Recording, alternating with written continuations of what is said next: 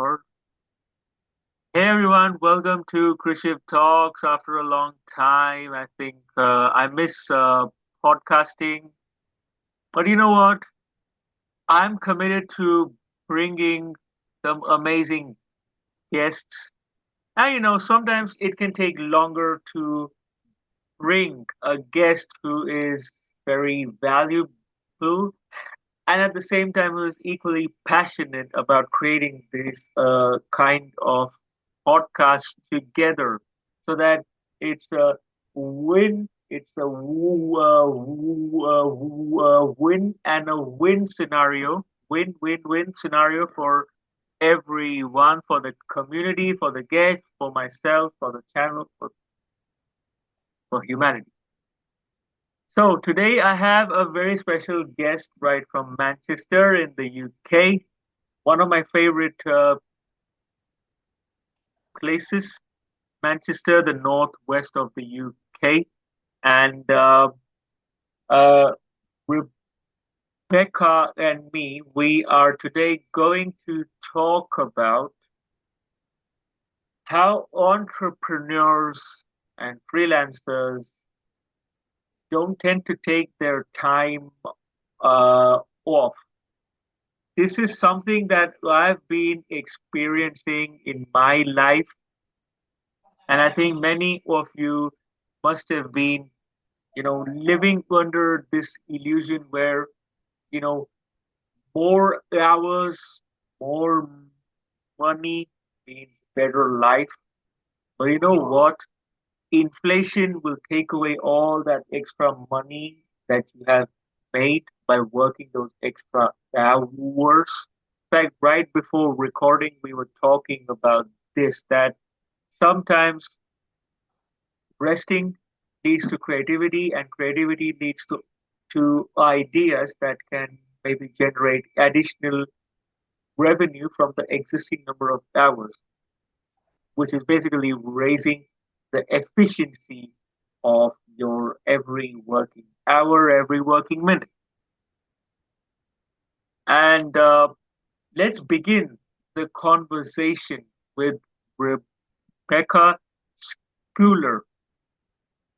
Welcome, Rebecca.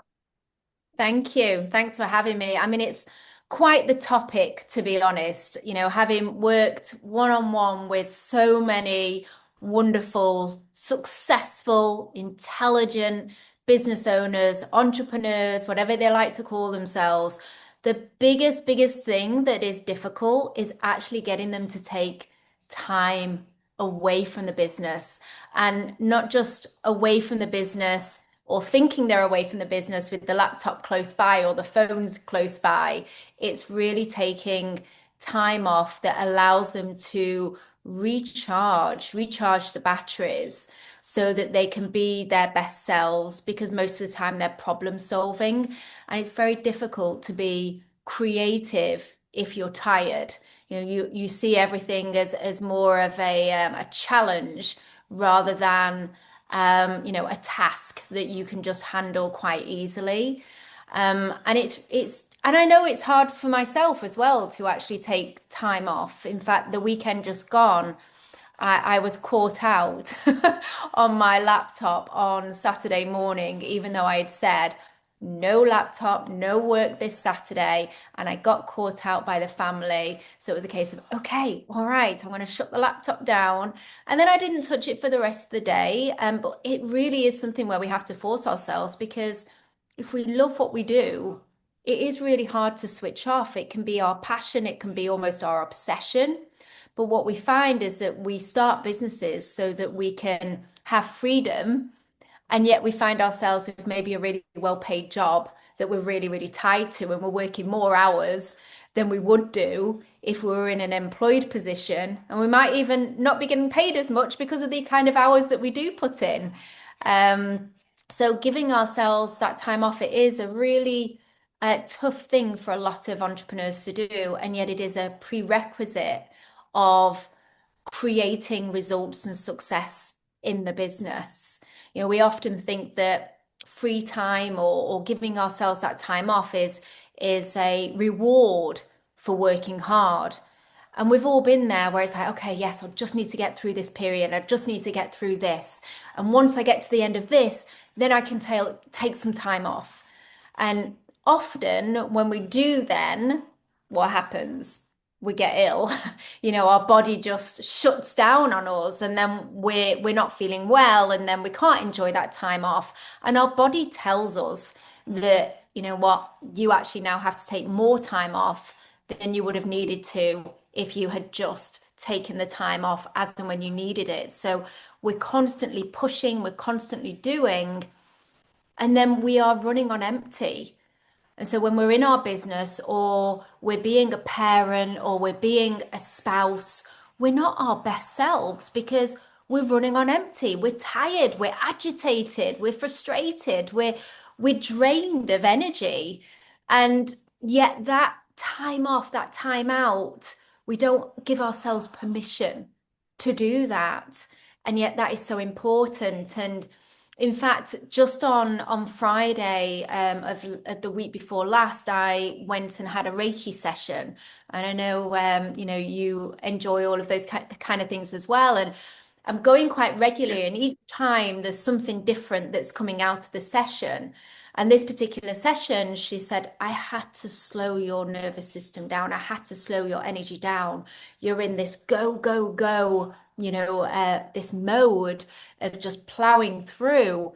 And let's not forget, it's January time as well, you know, and I'm just going at it and at it and at it. And she had to slow the energy down to just have a little bit of yang to my, you know, to the going energy. It was like you just need at times just to be. And again, when we allow ourselves that opportunity to take a step back, to recharge, that's often when the clarity comes. And when we're recharging ourselves, we can be more energized by what it is that we're doing.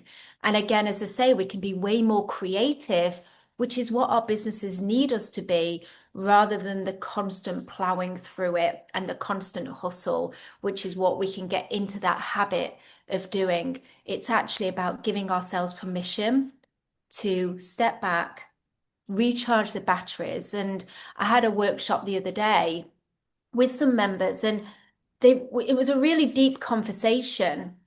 And they said, like, actually, you know what? When I take time out of the business, what am I doing? I'm still doing stuff. I'm still being a mum. I'm still maybe being a dad. I'm still going here, doing that, doing this, doing the other. What am I actually doing that does allow me to recharge? And they didn't know what that was, and they've had to go away and have a real deep think about it as to what it is that actually allows them to recharge, because we have so many responsibilities, we have so much noise all the time in and out of our businesses that we have to acknowledge what it is that Taking a nap. allows us.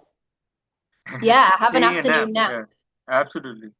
But shorter, like uh, right before joining, right before recording this Zoom call, Rebecca and me, we were having some small talk, and Rebecca was saying that, oh my God, I'm so tired. And I said, but you sound like you're tired. But then she said that she just took a nap. So I think maybe at times what we need is 15, 20-minute nap before 3 p.m. so that it doesn't interfere with the good night's sleep.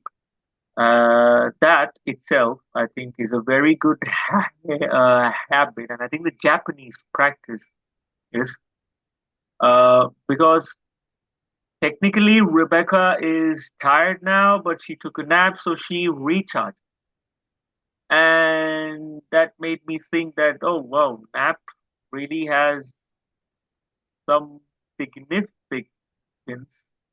And maybe after having a small, lunch, maybe not lying down, but maybe sitting on the chair and closing the eyes would give the mind a break from everything, from all the stimulations. So I think that's my biggest takeaway. even before we started recording. And yeah, I mean, that's the beauty of having a guest like Rebecca, where every conversation has some small takeaways. Thank you. Yeah. I mean, I had the nap, then I took the dog out, 20-minute walk, and yeah, it definitely helps, getting out in the fresh air, Actually, even when yes, it's, yeah, even when it's walking gloomy in also the is the thing. UK. No, no, no. But actually, walking also is also refreshing. So as much as taking a nap, taking a short walk will also be a very refreshing thing. May, Yeah. maybe take the nap first and then a small walk. That Yeah, could be absolutely. I had a shot of matcha. So I had the nap, then I had a shot of matcha, and okay. then I took the dog Green out for the tea walk. for viewers. Matcha is a green tea. I think it's Yeah. a Japanese green tea. Yeah. It's made of cherry or cranberry, Oh, something I like don't, that. Yeah, yeah, I don't know. I've got a green tea with vanilla. that. I have a Okay, so you got vanilla the vanilla flavored flavor. one. Vanilla Okay, flavored makes it a little bit nicer to drink, but just a shot of it. just And a then, shot. as you say, just getting out, a bit of fresh air, doing a walk after you've eaten as well is really good for the digestion as well. It is And just gives you that second wind for the day. Because totally. again, I'm up early. I'm an early riser. I have Australian members that I'll speak with, so it's a 7:30 start on a Monday, and then it's just constant. So yeah, today it hit me. It's not done that for a long time, but it hit me today. But yeah, having that little nap, having the dog walk, all helps. And so it's recognizing what works for you. It can be a little bit different for everybody else, but it's really recognizing what works Totally. and putting a habit around that. And it sometimes it just needs to be 5 minutes, 5 minutes of certain breathing or a certain pose or 5 minutes of meditation, whatever it is. But often we don't know what that thing is, and that's what we need to figure out. What is it that if you just had 5 minutes to recharge and re-energize, what does that look like for you? What does that look like for me, or is it like a A general general question? question for your Write down in listeners the to, comments what works yeah. for you. Let's get the audience also to engage. So all of you viewing this, write down that if you have 5 minutes, what recharges you? You can list it down. You can make a list of 5 things that can recharge you in 5 minutes. Um, and with that, I want to uh, ask Rebecca, how has your own journey with productivity and rest shaped your view on entrepreneurs, freelancers, and taking time off? And like, why do so many entrepreneurs feel guilty or reluctant about taking There's a lot of breaks? guilt. Yeah, there is a lot of guilt Yes. taking time off. Or for a lot of them, if they've got a team of people, they can feel Mm. guilty when the team are working and they're not in the office and they're not being shown or they're not showing up. There's a lot of guilt around that. It's like, well, they need to see that I'm working, when in fact, actually, they probably prefer you to not be there so that they can actually get on with their jobs, because quite often you can be the bottleneck, meddling around, doing the things that actually you probably don't need to do. And there's certain things that you bring to the table of your business that you bring in terms of value. But other than that, get out and get the rest, because the business needs you to be at your best. And if you're always there, you're just not allowing yourself to be your absolute best. And there's definitely a lot of guilt around it. And often, Actually, rest is free of cost, but if you are stressed, you will tend to spend on sugar or something. Like most people in the corporate world, I see that most people who are stressed, they pick up habits like smoking and coffee. They merge these two, and other people they go for a Friday evenings beer to like kind of de-stress. So being in stress will cost you more, and resting is literally free of cost. You can just close your eyes and Absolutely. the mind will, yes, Stress is terrible, and it comes out in terrible so many different ways. Um, but the whole guilt element that you're talking about as well is that, as well. often you can be at home, you can be with your family, you feel though that you should be in work mode. And so, or it can be the other way around. You're in work and you feel that you should be with the family. And I know as a working mum, especially, we have that mum guilt. Um, Dads, I'm sure, will have it as well, but I certainly know from experience that we have, mum guilt is a real thing. But what's happening there is that we're in both camps. We might be physically here, our mind is mentally there. And so again, the rest isn't happening and we're not being present. And what's beautiful is when you can be with your family or your loved ones and be present with them rather than, oh, I should be doing this or I should be doing that. And then that horrible guilt thing. And then the way that we talk to ourselves, and it all adds up, it all multiplies, it all compounds. And then you have this guilt feeling, then that can become stress. Whereas if we say, right, we're in work mode now and we're fully in. And then when we have our time away from the business, we're fully out of the business and we're fully focused on what we want to be doing and who we want to be with. And we really have to separate the two. There's no such thing as being able to do both and really be fully rested. Basically, give your 100% at work, give your 100% at rest, and give your 100% at leisure activities, like maybe taking your pet for a walk, then give your 100% to that also. Yeah, I think for me that's an intentional one because there are times Intent. where I will put a podcast on whilst I'm walking.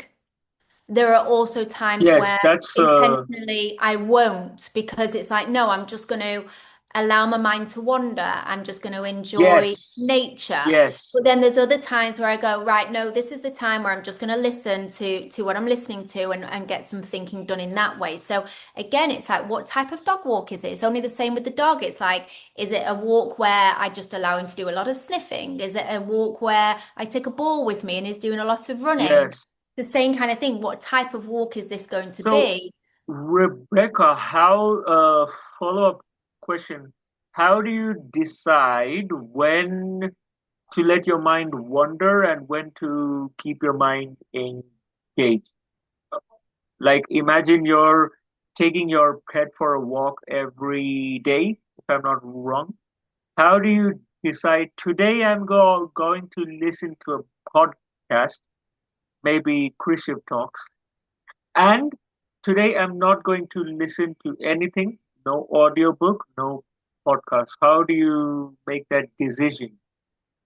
I mean, it's still a practice, but I would say that it's if I'm feeling tired, if I'm feeling a little bit jaded, if I feel that I've been full on for a certain length of time, I step back. It's like I'm going to intentionally step back. And, sometimes as well, that can also be I'm going to watch some escapism. I'm going to watch some guilty rubbish on TV. And then there's other times where I might watch a TED talk or a podcast, that I might watch. But it's it's okay. What am I feeling? What am I needing? Do I just need to just switch off mentally? Do I just need to escape? Do I just need to give myself a break? Then I might watch some rubbish whilst, I might be having my lunch. But then there's other lunch times where I'm going like, no, I'm good for this. And I can really feel like I want something and I need something to feed me and feed my mind. It's just having that awareness. What is it I need? As opposed to just always be, as I say, in that do mode. It's just, okay, what am I needing right now? Like, how am I feeling? Because if I just keep on pushing and pushing and pushing, that isn't going to do anybody any good. It doesn't do me any good. It doesn't do my family any good. It certainly doesn't do the business or my members any good. So it's giving yourself that second of going, okay, let's check in with myself. Actually, I What do I need? needed this. Needed to listen to this because roughly for the last 45 minutes before we were recording, I was like, can I do something productive? But I took a nap, just like you, even I took a nap. And I think that it's contributing much more to this session that we are recording rather than if I was doing something else, rather than if I was kicking off something. So I think thank you so much for specifying this thing because this is something I needed to listen to. And the other thing I want to say, so basically for the audience, let me summarize what Rebecca mentioned in one simple line. If you had a heavy day, either don't listen or watch anything or do something that has nothing to do with your profession. Okay, anything, entertainment. But if you think that your mind is fresh and you've not really, you can take in more, you can absorb, you can digest more, then maybe something meaningful, some TED Talk, some podcast, maybe Krishiv Talks, and and that brings me to another thing, Rebecca. What common patterns do you observe among founders who avoid time off? I think I have sort of opened up where beers, coffee, cigarettes, and all these things. But what other patterns do you see in their emotional health, in the mental health, and in terms of their personal life? What Yeah. patterns have you seen?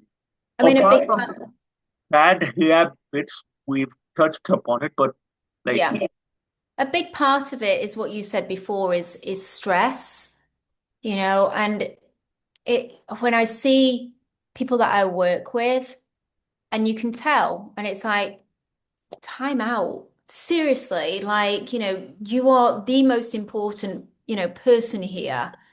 And without you, it ceases to exist. Like the business, won't exist.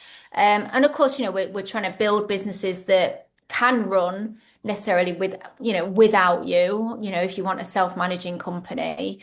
Um, but you're the driver. And if you can't be there because you've created a situation where you're in hospital, I mean, it can be really serious. Stress comes out in so many ways. And unfortunately, over, the last 18 years, 19 years, I've seen it, and it's been due to stress. And it's getting to it where it doesn't totally take over and it's not at a detriment. So yeah, stress is the biggest thing. And then of course it's also just, as I say, relationships as well. If you aren't looking after yourself, if you're not taking that time away and you're grumpy and you're frustrated all the time and everybody else around you is just annoying you, again, it's not good for the relationships that you have at home. It's not good for your team. Often it's small teams as well. So your attitude, your behavior, everything of that kind of can affect everybody within the team as well. So yeah, it's just it's one of those things that's totally. so important. It's so important, and yet it's the thing that gets left behind because we have these guilt feelings over it. Or we just think that we need to keep on doing, we need to keep on hustling. We have, your Alex Hormozes where it's all of this do, sacrifice everything. And yet there needs to be balance, and That's important. It's about striving and creating these great futures. That's wonderful, but not at a sacrifice or a detriment to yourself and to Exactly. your family and Mm. all of that. So I think it's having that awareness. one needs to be wise with what am I sacrificing? You can't just keep on sacrifice, because at some point you'll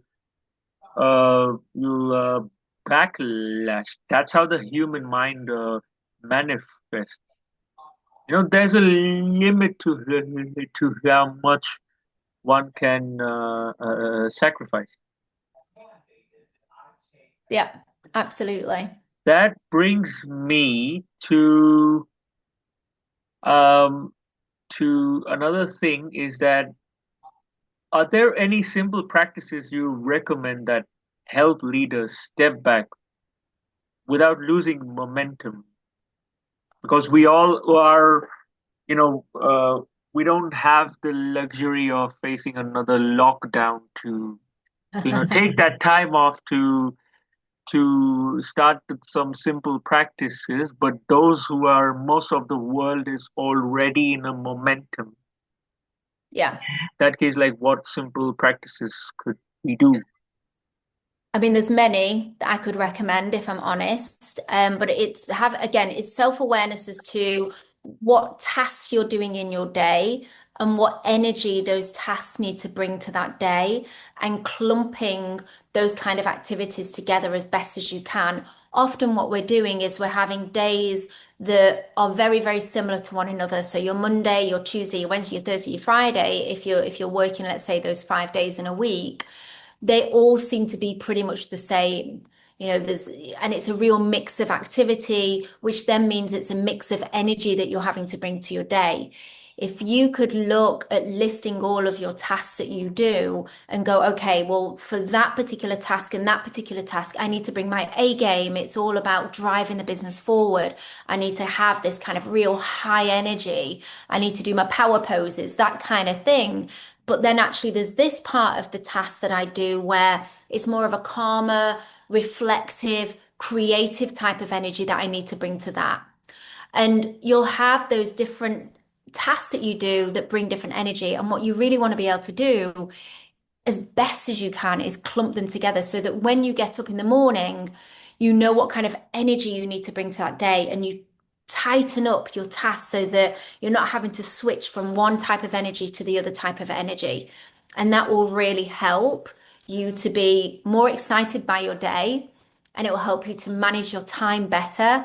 And as I say, certainly your energy better throughout the day as well. What's the power pose? Is it like this Yes, so you or can is either it do the like Peter this? Pan, you can do the Okay. Peter Pan, Yes. and you want to hold that for about 2 minutes. Or yes, you can do this as your power pose. And This it's one. really kind of holding your head up high. It's also about having Okay. your shoulders back. It's recognizing how you're holding yourself.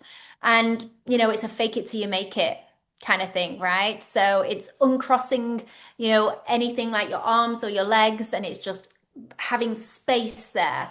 So and there is actually, I'll have to find it. There's a good podcast about it where it's around this standing like this or doing these kind of poses actually really does affect the brain. It really does have an effect on it. And what's the harm? What's the harm in doing it? If you And need it's to go free to of an cost. important meeting, it's free.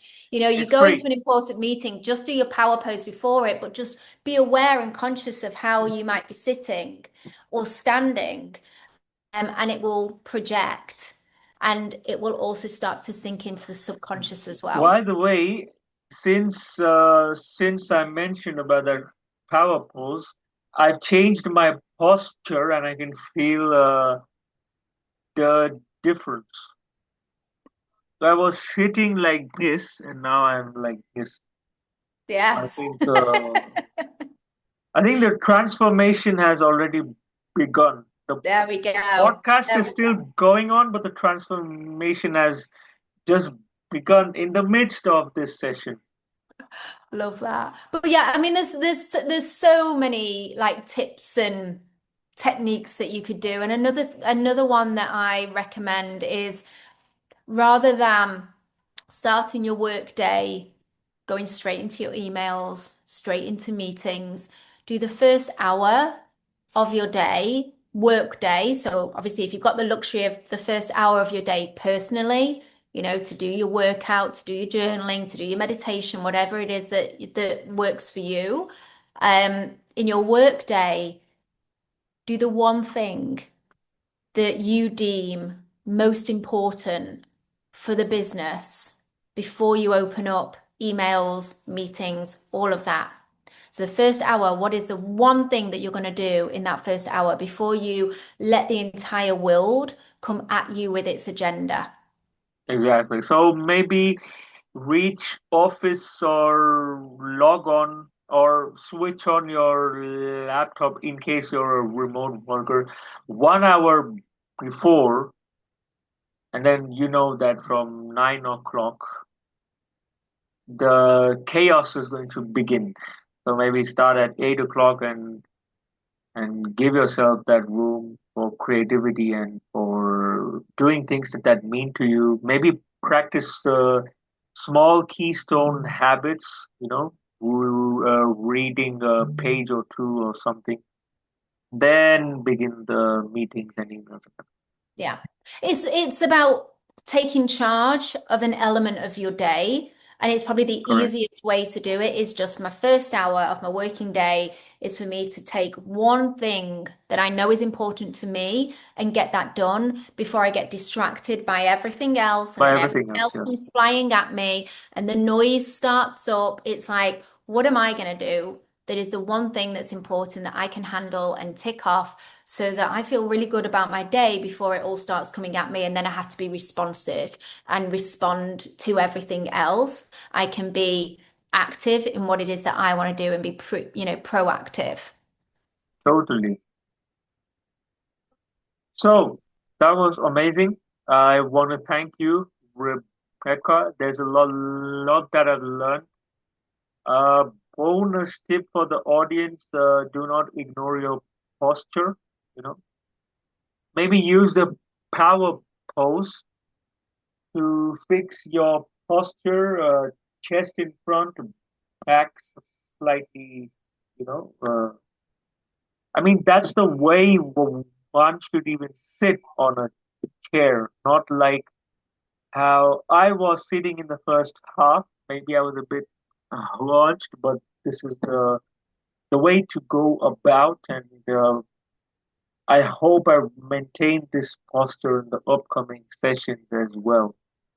I want to thank you, Rebecca, very much. I think that the audience will find a lot of value. Any last thoughts from you? Well, I really appreciate the opportunity to have this conversation with you. It's always my pleasure to support business owners and entrepreneurs, those who are striving. It's about not just looking at their businesses and how they can make that better. It's about how they get to make them better in the process of it all. And so it's a pleasure to be able to reach out to some of that audience today. Those who are striving are the ones who are surviving, and those who are surviving will be the ones in the future who will be thriving. Love that. I, this sentence just came up to me now, right now. So, thanks to the power posture, leads to increased creativity, especially during a podcast. Thank you, Rebecca. We will see you soon with more such wise advice and wish you and the team a very power progress partners with the power pose. Thank you. Thank you. Thank you so much.